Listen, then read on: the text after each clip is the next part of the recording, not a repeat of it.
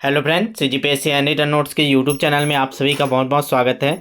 चलिएगा, जो हम लोग सहायक शिक्षक के लगातार क्लासेस आपको प्रोवाइड करा रहे थे, इसी सीरीज़ को आगे बढ़ाते हुए आज गणित विज्ञान का क्लास नंबर दूसरा है, जिसमें हम लोग केमिस्ट्री का चैप्टर कर रहे थे। पहला चैप्टर आपका पदार्थ की संरचना था।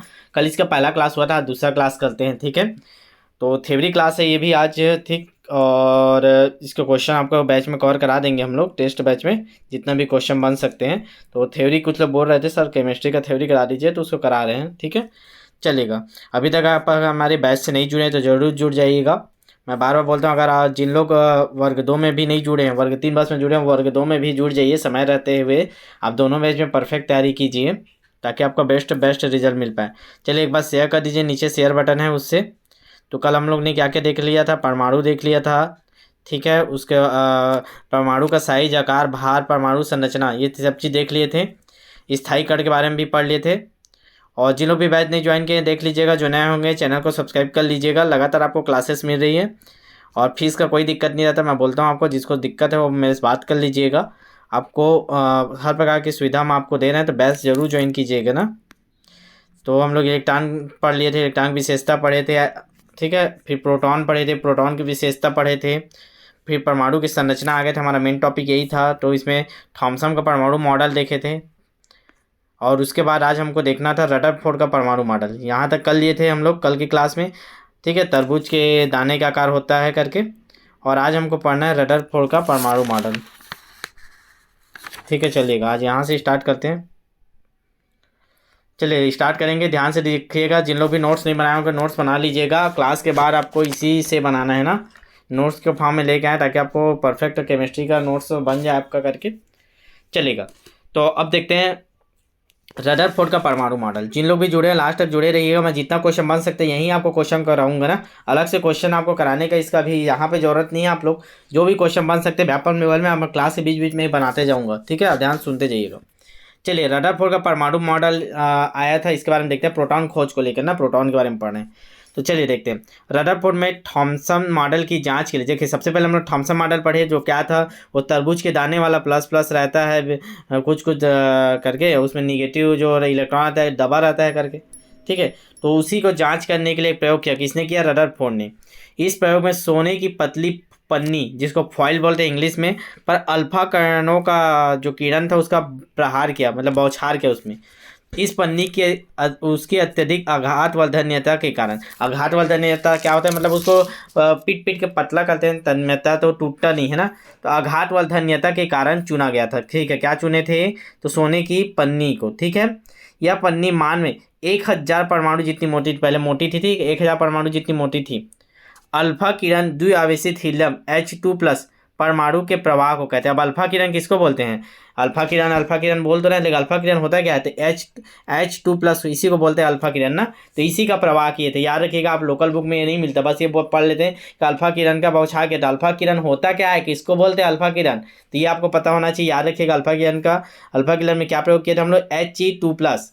इसको जब हम लोग सोने की पन्नी पर छोड़े, तो रदरफोर्ड को उम्मीद थी कि अल्फा कण सोने के परमाणु में विद्यमान अपरमाणु कणों के द्वारा थोड़ा विचलित होंगे। ठीक है, कल बता दिया था अपरमाणु कण क्या होते हैं। जो नहीं देखे होगा क्लास 1 देख लीजिएगा। तथा इस विचलन से कणों के आवेश की जानकारी मिलेगी। लेकिन इस प्रयोग में निम्नलिखित परिणाम क्या हुआ? मेन हमको ये है परिणाम क्या हुआ, इसको देखना रहता है। ध्यान देके सुनिएगा, इसी से क्वेश्चन बनते हैं। ज़्यादातर अल्फा कण सोने की पन्नी को पार कर सीधे निकल गए। कुछ कण छोटे कोणों से विचलित हुए।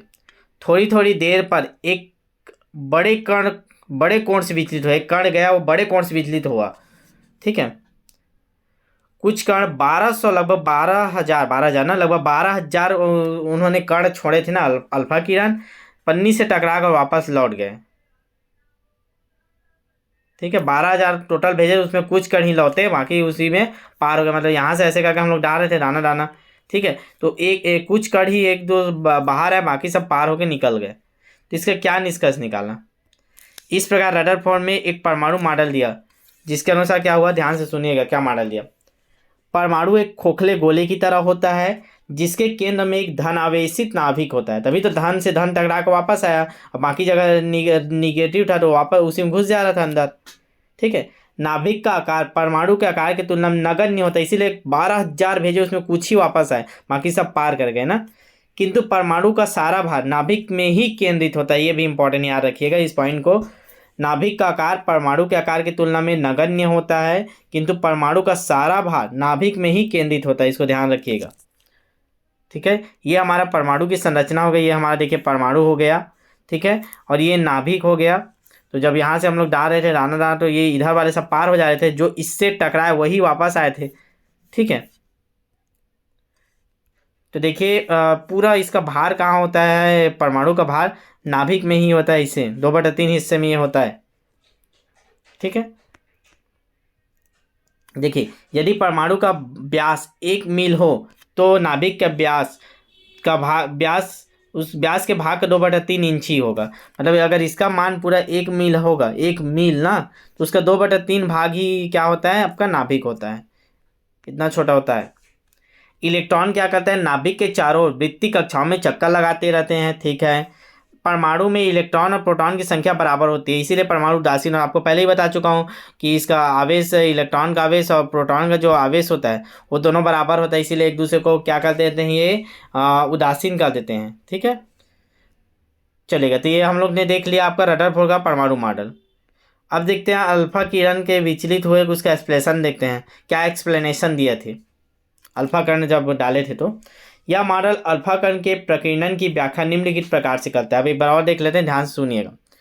ज़्यादातर अल्फा कण बिना विचलित हुए निकल गए, अर्थात परमाणु का अधिकांश हिस्सा खाली है। ठीक है, तभी तो वो पार हो गए। कुछ बड़े कण बड़े कोण से विचलित हुए या वापस लौट गए, अर्थात परमाणु के अंदर कोई भारी लेकिन बहुत छोटा कण स्थित है, जिसे केंद्रक या नाभिक कहा गया। ठीक है, यदि इलेक्ट्रॉन स्थिर हो तो नाभिक उन्हें आकर्षित कर लेगा, अतः वे नाभिक के चारों ओर चक्कर लगाते हैं। ठीक, इसे देखो, ये परमाणु रहता है, बीच क्या प्लस रहता है नाभिक, और इलेक्ट्रॉन इसके चारों ओर घूमता है। अगर इलेक्ट्रॉन स्थिर रहता है तो खींच नहीं लेगा नाभिक इलेक्ट्रॉन को, क्योंकि प्लस आपका नाभिक प्लस है, इलेक्ट्रॉन का ऋण आवेशित रहता है, इसको खींच लेगा। लेकिन इन लोग घूमते रहते हैं ना, तो नहीं खींच पाता। बस वही चीज़ लिखा है यहाँ पे, इलेक्ट्रॉन स्थिर हो तो नाभिक उन्हें आकर्षित कर लेगा, अतः वे नाभिक के चारों ओर चक्कर लगाते रहते हैं। ठीक है जी, समझ में आ रहा है ना आपको? ध्यान से बस देखते रहिए, 20 से 25 मिनट क्लास होता है आपका। इलेक्ट्रॉन के वेग से उत्पन्न अब केंद्रीय बल नाभिक और इलेक्ट्रॉन के बीच अभिकेंद्र बल को संतुलित करता है। ठीक है, अभिकेंद्री बल, आप केंद्रीय बल या जब फोर्स वाले चैप्टर पढ़ेंगे तो वहाँ अच्छे समझेंगे, बाकी आप लोग समझते होगे। अब केंद्रीय मतलब आपके बाहर की ओर जो जाता है, ऐसे ऐसे बाहर की ओर फेंकता है, और अभिकेंद्री मतलब केंद्र की ओर जो खींचता है। तो ये दोनों एक दूसरे को संतुलित कर देता है, इसीलिए वो घूमते रहते हैं, नहीं तो इलेक्ट्रॉन ऑटोमेटिक घूम के आके गिर जाएगा कि नाभिक में, क्योंकि पॉजिटिव है, इलेक्ट्रॉन को खींच लेगा। परमाणु में इलेक्ट्रॉन और प्रोटॉन की संख्या बराबर होती है, अतः परमाणु उदासीन होते हैं। ठीक है, संख्या भी बराबर होता है। ठीक है, चलिए यहाँ तक समझ में आया है आपको? और ना लगातार आप लोग क्लास देखिएगा, बीच में मत छोड़िएगा। अब थोड़ा सा ये देख लेते हैं, अब सीधा यहाँ पे आते हैं। बोर का परमाणु मॉडल इंपॉर्टेंट, इसको देखते हैं। ठीक है, बोर का परमाणु मॉडल देख लेते हैं। देखिएगा ये इंपॉर्टेंट, इससे क्वेश्चन बनता है ना। रदरफोर्ड के मॉडल, देखिए अभी इससे पहले क्या पढ़े हम लोग, रदरफोर्ड का मॉडल पढ़े, तो एक दूसरे को चेक करने के लिए आता है। तो रदरफोर्ड के मॉडल को के जो दोष थे उसको दूर करने के लिए निल्स और बोर ने 1913 में परमाणु की संरचना के संबंध में संशोधित सिद्धांत प्रस्तुत किया, जिसे बोर का परमाणु मॉडल कहा गया। तो इसी से 2-3 क्वेश्चन बन जाता है। क्या क्वेश्चन बनता है? बोर का परमाणु मॉडल की खोज किसने किया? तो याद रखेंगे, निल्स और बोर। पहला क्वेश्चन, बोर के परमाणु मॉडल की खोज कब किया गया? तो 1913 में किया गया। बोर के परमाणु मॉडल की खोज करने का उद्देश्य क्या था? तो ये याद रखिएगा, रदरफोर्ड के मॉडल के दोषों को दूर करने के लिए। देखिए 3 MCQ मैं करा दिया, तो आप लोग MCQ मत बोलिएगा, मैं यहीं कवर कर रहा हूँ। बाकी आपको डायरेक्ट टेस्ट बैच में इसके क्वेश्चन डालूंगा मैं ना। कल टेस्ट है इसका, दिला लीजिएगा, केमिस्ट्री अच्छे से पढ़ लीजिएगा पूरा। यहाँ जितना होगा मैं करा दिया, बाकी को आपको खुद से पढ़ना है ना, जाके जो भी आपको स्टेप बाय स्टेप बताएं वैसे ही पढ़ना है आपको। अगला देखते हैं, पर देखिए क्या बोला फिर, बोर का परमाणु मॉडल क्या बोलता है, इसको समझिएगा। परमाणु में इलेक्ट्रॉन नाभिक के चारों ओर कुछ निश्चित ऊर्जा वाली वृत्ताकार कक्षा में घूमते हैं। ठीक है, वो क्या बोला, बस घूमते रहते बोला, लेकिन ये बताया कि कुछ ऊर्जा वाली वृत्ताकार कक्षाओं में घूमते, यही देगा KLM वाला अलग अलग कोष। ठीक है, आगे देखते हैं अगला पॉइंट क्या बोल रहे हैं। जब इलेक्ट्रॉन किसी निश्चित कक्षा में रहकर नाभिक के चारों ओर चक्कर लगाते हैं तो उनकी ऊर्जा का ह्रास नहीं होता। ठीक है। अगर ऊर्जा का ह्रास होगा तो वो नाभिक में आके गिर जाएगा, लेकिन ऊर्जा का ह्रास नहीं होता, घूमते रहते हैं। कक्षाओं को ऊर्जा स्तर या सेल कहते हैं। जो कक्षा बना रहता है ऐसे ऐसे ऐसे ऐसे बने रहते हैं, इसी में इलेक्ट्रॉन घूमते रहता है, KLMN उसका नाम देते हैं। तो कक्षा को ऊर्जा स्तर या सेल कहते हैं। चित्र में दिखाया गया है, अंदर से बाहर की ओर इन कक्षाओं को KLMN या 1 2 3 के द्वारा आपका क्या किया जाता है, दिखाया जाता है। ठीक है, देखेंगे इसका चित्र आगे। और चौथा पॉइंट क्या बोलता है, इलेक्ट्रॉन एक कक्षा से दूसरी कक्षा में कूद सकता है। जब कोई इलेक्ट्रॉन आंतरिक कक्षा से बाहरी कक्षा में कूदता है, जैसे ये है, अब यहाँ से कूद के इसमें जाएगा, आंतरिक कक्षा से बाहर में कूदता है, तो इलेक्ट्रॉन का अवशोषण होता है। ध्यान दीजिएगा, उसको ऊर्जा की जरूरत पड़ता है तभी तो उसमें कूद के जाएगा। किंतु जब इलेक्ट्रॉन बाहरी कक्षा से आंतरिक में कूदता है तो ऊर्जा का उत्सर्जन होता है। देखिए ध्यान से समझिएगा, इंपॉर्टेंट है, इससे क्वेश्चन बनता है। ये 3 4 लेयर है, यहाँ इलेक्ट्रॉन है, यहाँ से उसको इसको जाना है तो ऊर्जा की जरूरत पड़ेगा। मतलब क्या होगा, अवशोषण होगा, ऊर्जा लेगा और यहाँ पहुँच जाएगा। ठीक है, अब मान लो कोई यहाँ पे है, अब उसको यहाँ आना है तो ये कूदेगा ना यहाँ से यहाँ तक, तो ऊर्जा निकलेगा तो उत्सर्जन होता है। तो इसको दोनों पॉइंट को ध्यान से समझिएगा। ठीक है, जिन लोग भी नए होंगे ना, चैनल को सब्सक्राइब करके रखिएगा। लगातार 2-3 क्लासेस आपको दिन में मिल रहे हैं ना, तो कोई भी क्लास आपका मत छूटे करके, और बाकी बैच तो ज्वाइन करना ही है। ठीक है, बहुत ही इंपॉर्टेंट है, इसको ध्यान से देखिएगा। टेबल जितना भी हम लोग ने पढ़ा उसका सार एक बार क्या कर लेते हैं, तुलना कर देते हैं, ताकि आपको याद रहे। ठीक है, इसीलिए मैं इसको लेके आया हूँ टेबल के फॉर्म में, ताकि आपको याद रहे, तीनों को ये रिवाइज हो जाएगा। ठीक है, चलिएगा देखते हैं क्या क्या पढ़े हम लोग। थॉमसन का मॉडल पढ़े। ठीक है, ये क्या था, वही तरबूज वाला था। रदरफोर्ड का मॉडल पढ़े, ये क्या था, आपको वही सोने की पन्नी में अल्फा किरण किए थे। बोर का मॉडल क्या था, तो इसको चेक करने के लिए लेके आए थे, KLMN वाला। ठीक है, बोर का मॉडल था। ठीक, चलेगा, तो तीनों के देखते जाते हैं एक एक पॉइंट। पहला पॉइंट क्या है, देखते हैं थॉमसन का मॉडल क्या बोलता है। जूम कर लेता हूँ ताकि आपको दिखे। धन आवेश परमाणु के संपूर्ण भाग में समान रूप से फैले होते हैं, ये बोल दिया था, थॉमसन बोल दिया था। सभी जगह फैले होते हैं, धन आवेश बोल दिया था। फिर रदरफोर्ड क्या बोला था उसी को, धन आवेश परमाणु के केवल नाभिक में स्थिर होता है बोला। ठीक है, फिर बोर क्या बोला, धन आवेश परमाणु के केवल नाभिक में स्थिर होता है। ये दोनों का सेंटेंस एकदम सही था दोनों का। तो ठीक है, ये वाला इसका अलग था थॉमसन का। ठीक, अगला पॉइंट, थॉमसन क्या बोला, नाभिक जैसा कोई भाग नहीं होता बोला। ठीक है, नाभिक को नकार ही दिया था, वो बोला था सब जगह पाया जाता है। ठीक है, इसका केंद्रीय भाग नाभिक कहलाता है, ये बोला। परमाणु केंद्र में नाभिक होता है, ये भी वो बोला। तो ये दोनों पॉइंट इन दोनों का सेम है। अगला देखते हैं, इनमें इलेक्ट्रॉन परमाणु के समान दूरी पर फैले होते हैं। ये क्या बोला, इलेक्ट्रॉन परमाणु की समान दूरी पर ऐसे करके फैले होते हैं, वही जैसे तरबूज वाला बताया था, यहाँ यहाँ यहाँ यहाँ रेड रेड रेड ऐसे बोला। लेकिन इन लोग क्या बताए, रदरफोर्ड क्या बताया, इसमें इलेक्ट्रॉन नाभिक के चारों ओर वृत्ताकार पथ का चक्कर लगाते हैं बोला। ठीक है, और ये क्या बोला, इसमें इलेक्ट्रॉन नाभिक के चारों ओर निश्चित कक्षा में निश्चित संख्या में चक्कर लगाते हैं बोला। ठीक है, तो इन दोनों को समझिए, दोनों में क्या अंतर बोला है। इसमें बोला इलेक्ट्रॉन नाभिक के चारों ओर वृत्ताकार पथ पर चक्कर लगाता है, नाभिक के चारों ओर वृत्ताकार पथ पर चक्कर लगाता है बोला। ये क्या बोला है, इसमें इलेक्ट्रॉन नाभिक के चारों ओर निश्चित कक्षा में निश्चित संख्या में चक्कर लगाते हैं बोला ना। ठीक है, चलिएगा चौथा पॉइंट देखेंगे। इसका चौथा पॉइंट क्या था, इसमें परमाणु एक धनावेशित गोला होता है बोला। जो थॉमसन क्या बोला कि जो परमाणु होता है एक धनावेशित गोला होता है, बोल दिया था ना वो पूरा। इसमें इलेक्ट्रॉन तरबूज के बीच की भांति होता है, बोल दिया था। ठीक है, और ये रदरफोर्ड क्या बोला था, इसमें धन आवेश नाभिक में और इलेक्ट्रॉन नाभिक के चारों ओर विभिन्न कक्षाओं में चक्कर लगाता है बोला था।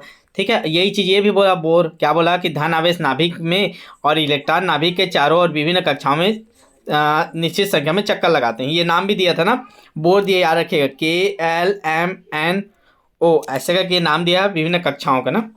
इसका डायग्राम भी देख लेते हैं, पहले इस बार स्क्रीनशॉट ले लीजिएगा, या फिर क्लास खत्म होने के बाद इसको नोट्स बना लीजिएगा ना, अनिवार्य रूप से नोट्स बना लीजिएगा। ठीक है, या आपके बुक में होगा तो उसको मिला मिला के इसमें का जो एक्स्ट्रा पॉइंट मिलेगा उसको नोट कर लीजिएगा, या पढ़ के समझ लीजिएगा, जैसा आपको उचित लगे। ठीक है, चलिएगा थॉमसन का मॉडल का चित्र देख लेते हैं। ये आप लोग देखे ही थे, एक एक पॉइंट और है उसको देखते हैं। इसमें परमाणु के स्थायित्व की चर्चा नहीं की गई है। ठीक है, स्थायित्व की चर्चा नहीं किए गए थे। रदरफोर्ड में क्या हुआ था, इसमें परमाणु के स्थायित्व को नहीं समझा पाए थे। ठीक है, बोर का मॉडल क्या था, इसमें परमाणु के स्थायित्व को समझा पाता है। ठीक है, तो इनका डायग्राम आपको दिया हुआ है, देख लीजिएगा। ठीक है, इसमें परमाणु की आवृत्ति निम्न प्रकार होती है, ऐसा दिया था ये। किसने, थॉमसन ने। रदरफोर्ड का मॉडल क्या ये ऐसा दिया था, बोर ने कैसे दिया ये ऐसा दिया, या KLM नाम बोल सकते हो बोला, या n/1 n/2 n/3। तो इतने प्रकार के हम लोग को पढ़ना था, हम लोग आपके सिलेबस में है परमाणु की संरचना। तो परमाणु की संरचना संबंधी ये तीनों बहुत इंपॉर्टेंट है ना, क्वेश्चन बनते ही बनते हैं इनसे ना, ठीक है। ये तीनों को एकदम अच्छे से कर लीजिएगा, यही मेन है आपका, ठीक है। अब एक चीज़ हमारा छूट गया था, न्यूट्रॉन के बारे में हम लोग नहीं पढ़े थे, इलेक्ट्रॉन पढ़े, प्रोटॉन पढ़े। तो न्यूट्रॉन क्या होता है इसको और देख लेते हैं, अच्छे से समझिएगा, फिर आपका ये चैप्टर खत्म हो जाएगा, ठीक है।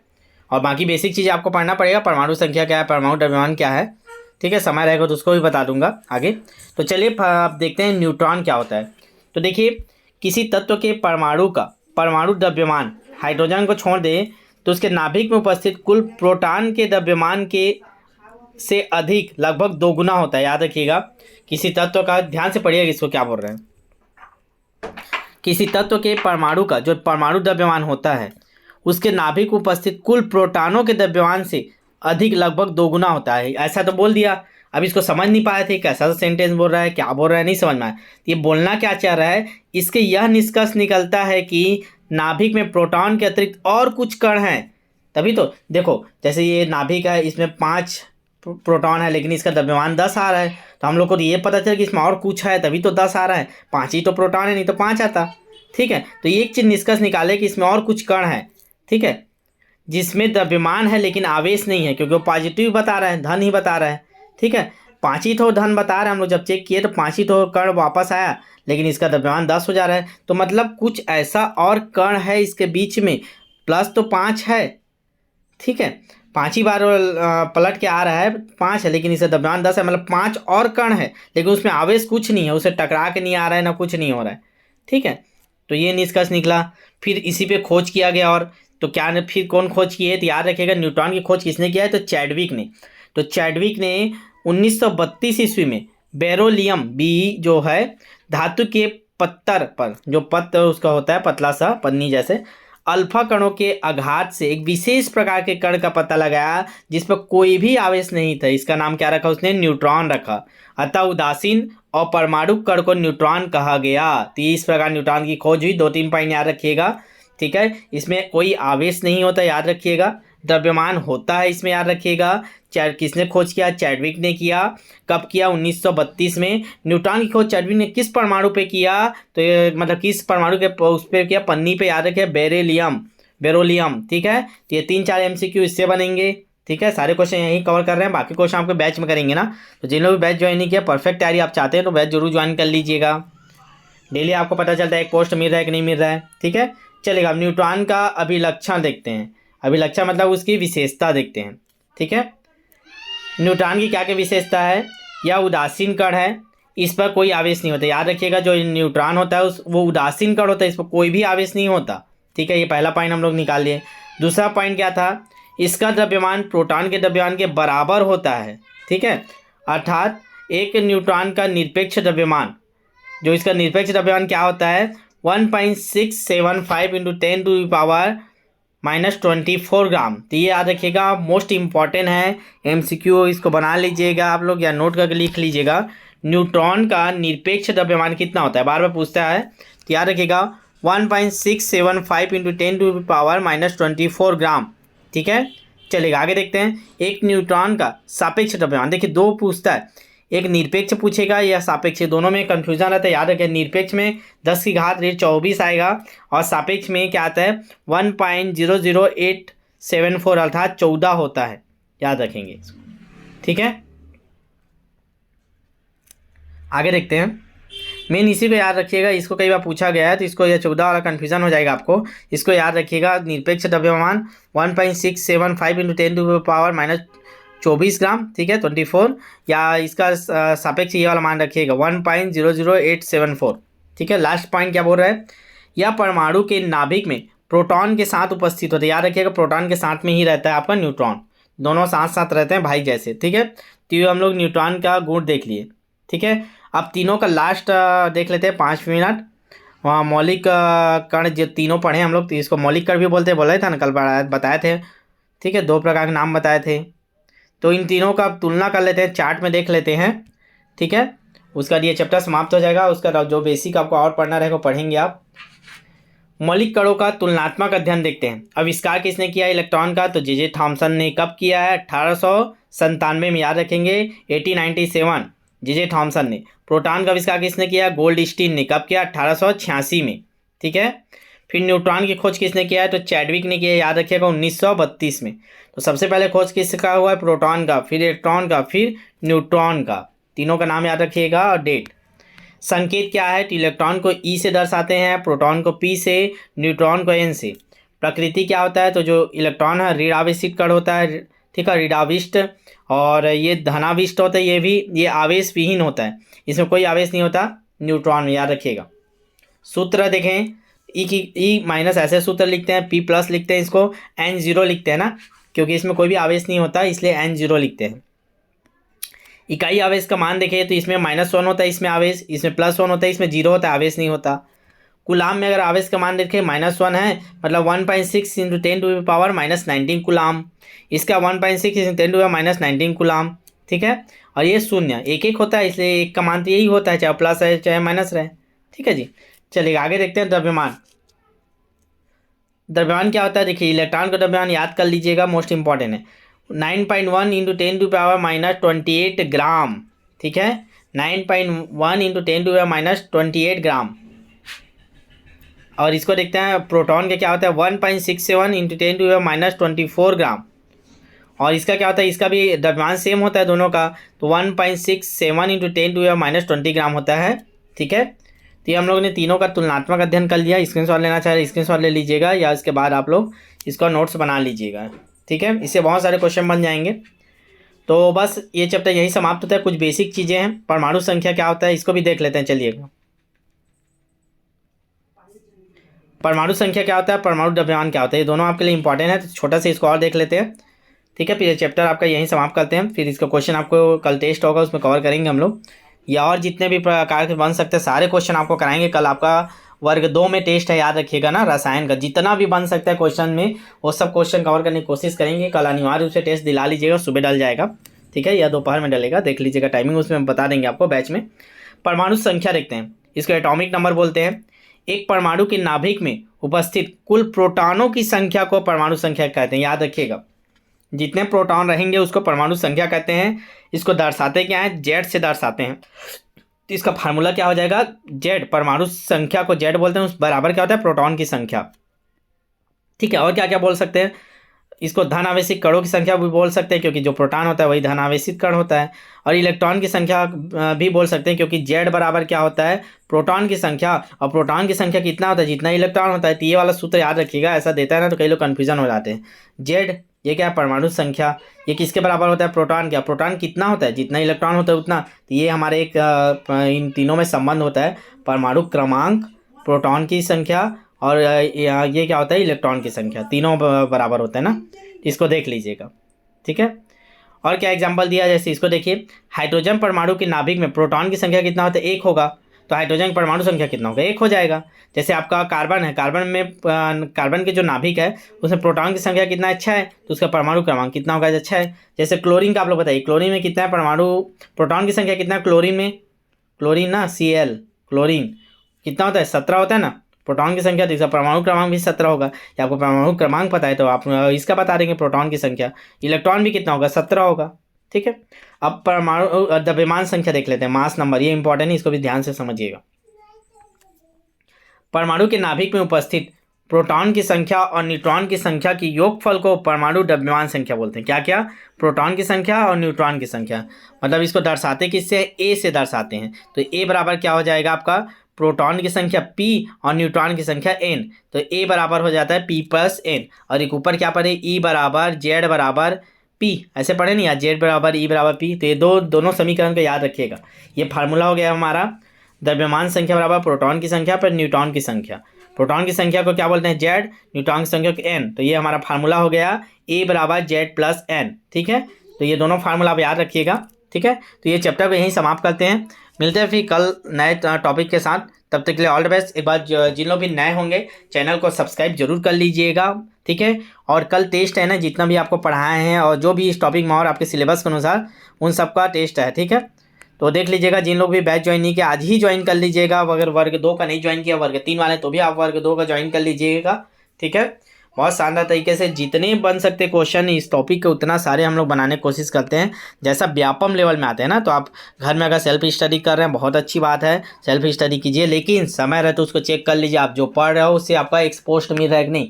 हमारे बैच में डेली आपको पता चलेगा आपको एक पोस्ट मिल रहा है कि नहीं। तो ये हमारा नंबर है, इसमें मैसेज कर लीजिएगा या कॉल करके बात कर लीजिएगा। ठीक है, चलिएगा, मिलता है फिर नेक्स्ट क्लास में। तब तक के लिए ऑल द बेस्ट। शेयर कर दीजिएगा जाते जाते क्लास को, और अपने दोस्तों को जोड़िए जिन लोग जुड़े हुए हैं। ठीक है, चलिए बाय बाय, गुड नाइट।